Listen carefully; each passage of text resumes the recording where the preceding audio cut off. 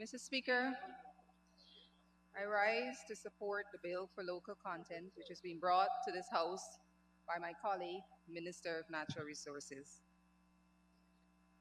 Mr. Speaker, it goes without saying that all the work that we do here in the National Assembly is important, for the Constitution provides that the House is the primary entity in which the sovereignty of the people is exercised. Despite the unquestionable importance of our work here in the Assembly, however, much of this work is the routine business of government. We legislate mostly incrementally. We respond to routine developments and endeavor to keep the legal framework of our country in step with contemporary standards, practices, norms, and expectations. Even when we bring brand new legislation to this House to implement novel policies, there are many times an air of normality and of continuity along a linear path of development. Once in a while, Mr. Speaker, there comes a time, perhaps no more than once or twice in a generation, once in a while, there comes a time when there is laid in this august assembly a bill that is so fundamental in importance and exceptional in nature that it takes its place among the seminal developments in the history of our country. It will be no exaggeration, Mr. Speaker, to say that this bill is such a bill. This bill is such a bill, Mr. Speaker, because it says henceforth it will be the law of this land that Guyanese must participate in and benefit from the exploitation of what has proven to be one of the most significant oil discoveries on the entire planet in contemporary times. I reiterate, Mr. Speaker, that henceforth this will be our law.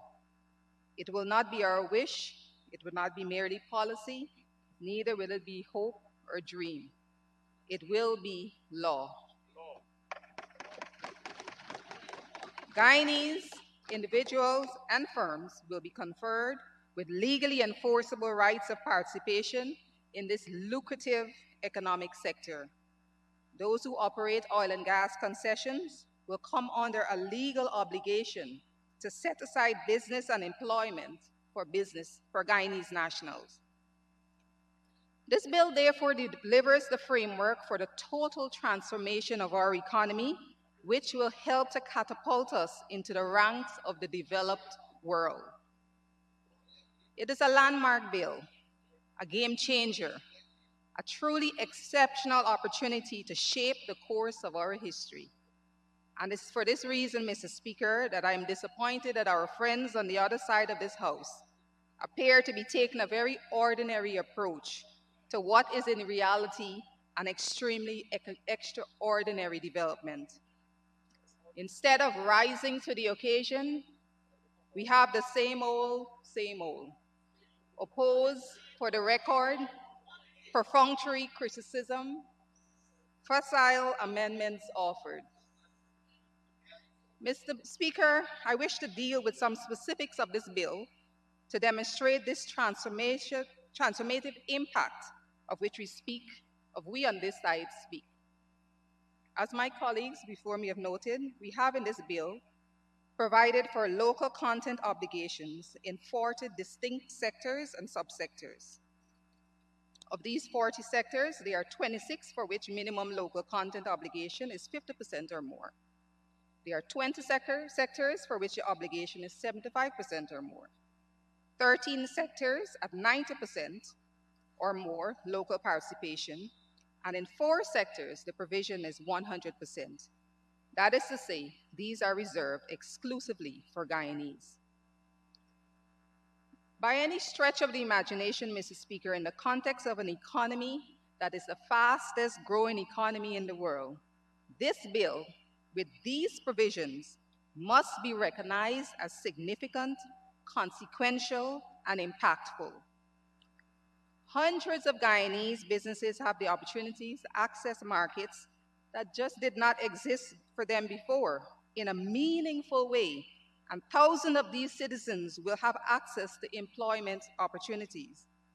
And this access comes at a time when the prospects are extraordinary by any conceivable standard.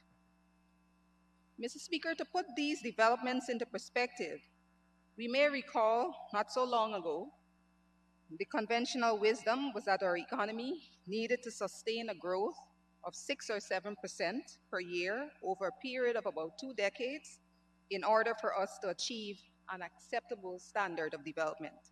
6 or 7%. Last year, even in the stultifying strangleholds of the COVID-19 pandemic and the stagnation brought to our nation for almost half a year by the election fiasco, our economy grew by 43%. This year, we are on track to grow at almost 20%. And so, Mr. Speaker, even the perennial professional pessimists on the other side of this House must admit that the once seemingly elusive 6 or 7% on which economic transformation was premised now seems eminently feasible and achievable. In other words, Mr. Speaker, that future we dreamed of not so long ago is here today. It is here now. And it is within the future of now that we bring this historic bill to this House for the benefit of our people. Mr. Speaker, despite the fact that this bill is aimed at the oil and gas sector in its provisions, these benefits that we speak of will not be limited to that sector. While all eyes may be firmly set on the opportunities within the sector, which has obviously generated a direct consequence of enacting this bill, there is another equally important potential effect of this bill. That effect, Mr. Speaker, is the potential of our firms to use the foothold provided by the oil and gas sector to become established, to grow, and to develop into truly competitive entities in regional and global markets. This is possible because some of the sectors earmarked are readily amenable to being developed into vibrant export-oriented sectors to serve industries outside of the petroleum industry and companies outside of Guyana.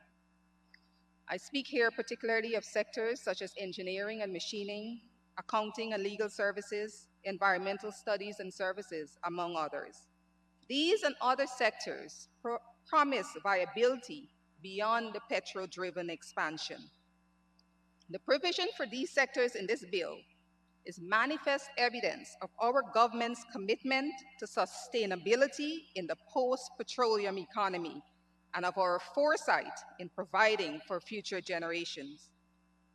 To continue with specifics, Mr. Speaker, despite its brevity, this is a holistic and comprehensive bill, for its benefits are not aimed only at the level of the firm. This bill, once enacted, will directly impact hundreds, if not thousands, of Guyanese, because it also imposes obligations on licensees, contractors, and subcontractors to give first preference to qualified Guyanese nationals for direct hiring. Moreover, it does not allow these companies to simply throw up their hands and claim that Guyanese are not qualified or experienced. Instead, in the event of lack of Guyanese possessing the skills and necessary experience in the areas that the local content obligation exists, it requires these companies to make provisions for training Guyanese to fill the available positions, for them to work alongside foreign nationals for periods to be approved by the minister until the experience deficit is overcome. Mr. Speaker, we do not only impose the obligations on the operators in the sector, the bill also has comprehensive arrangements for scrutiny and monitoring of compliance with its provisions in order for us to ensure that we meet the intended objectives of direct benefit to Guyanese workers and firms. It makes provision for a well-defined framework within which companies must give timely notice to the public of impending procurement and employment needs so as to enable locals to make plans and preparations to supply the market. There is a rigorous regime of reporting that will allow for monitoring of compliance with requirements and commitments. And last but not least, in order to give teeth to these measures, there are provisions for consequential financial penalties for non-compliance. Mr. Speaker, in conclusion, I wish to say a few words on some of the amendments that have been proffered by our friends on the other side of the House. Mr. Speaker, I must say that despite acquiescing to a few of the proffered amendments, we are in general quite disappointed at what appears to be a lack of effort on the whole put into them by the honorable members of the other side. For example, Mr. Speaker, the proposed amendment to the first schedule, which seeks to provide for extremely high levels of local content right off the bat, seems calculated simply to pander to populism with no regard for the economic consequences to local consumers. One does not need to be an economist, Mr. Speaker, to understand the unacceptably high risk of imminent harm and injury to consumers from immediately setting local content obligations at the level proposed by the opposition. Mr. Speaker, the likely result of such actions especially would be for all or substantially all of available supply of goods and services in those areas to be directed to the oil and gas sector, leading to escalating prices for Guyanese consumers. It is already becoming difficult to find construction workers. The price of accommodation is increasing, thus we as a government have to be careful to manage the transition to avoid dislocation in the local economy. Our friends on the other side of this House, Honorable House, cannot have it both ways, Mr. Speaker. They cannot want to make political hay over price increases, yet come to this very House and propose inherently inflationary measures. For us to acquiesce to such measures would be the height of irresponsibility. Another proposed amendment, Mr. Speaker, with which we would fundamentally disagree is that which seeks to restrict local content to people who are Guyanese by birth only. My Honorable AG, Attorney General, have alluded to the unconstitutionality of these provisions. But Mr. Speaker, we have a fundamental difference in principles with our friends on the other side on this matter, as it would create a moral quagmire that a second class of citizens, and indeed it would literally create second-class citizens, something which our government, committed as we are to inclusiveness, are unable to countenance, much less support. And Mr. Speaker, in passing, some of my other colleagues have noted on other occasions that sometimes we get the feeling that the opposition would like us to pretend that the years 2015 to 2020 simply never happened. We hear, for example, that our immigration laws are loose, and there are possibilities of corrupt practices in the naturalization process. But this is coming to us from a party which created an entire dedicated ministry for citizenship and operated it for 5 years. Now you are indicting your own system. It is difficult to square that history with the present claim that we have systems so weak to such an extent that it merits creating second-class citizenship, which will have the effect of excluding some Guyanese from participating in our economy. Mr. Speaker, as I close, I wish to remind the members on the other side, and indeed all Guyana, that the first announcement of finding high-quality oil in commercial quantities offshore Guyana was made on the 20th of May, 2015, a mere 4 days into the term of the office of the APNU-AFC coalition. 4 days, Mr. Speaker, 4 days. But if you listen to our friends on the other side of this House, you will be excused for thinking that that announcement was made 4 years after, leaving them with no time to do anything about it. The reality is that after that signal announcement was made known to Guyana and the world, the coalition had an entire 5 years and then some. Those were years, Mr. Speaker, in which if they were really serious and committed to the development of the people, they had ample time and opportunity to do something about it.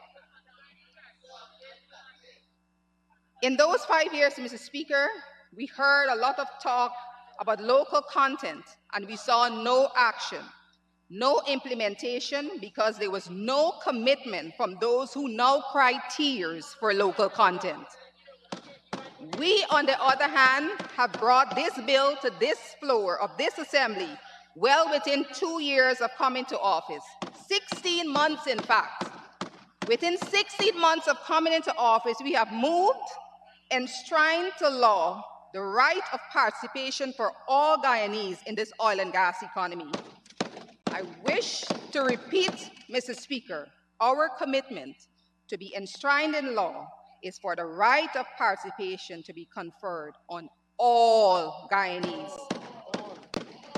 This is best exemplified by the obligation in Schedule 2 of the bill, which mandates companies to ensure, and I quote, equal treatment and opportunity afforded to all Guyanese nationals, irrespective of race, political opinions, color, creed, age, disability, marital status, sex, gender, language, birth, social class, pregnancy, religious, conscience, belief, or culture, or geographical location in Guyana. And I end quote. So there is no doubt our commitment is to all Guyana. Those who doubt our commitment to one Guyana need look no further than the provisions of this bill. And if in doubt about the alternative on offer, they can scour the Hansard to see what commitment to local content was offered by our friends on the other side in the 5 years that they occupied the government benches.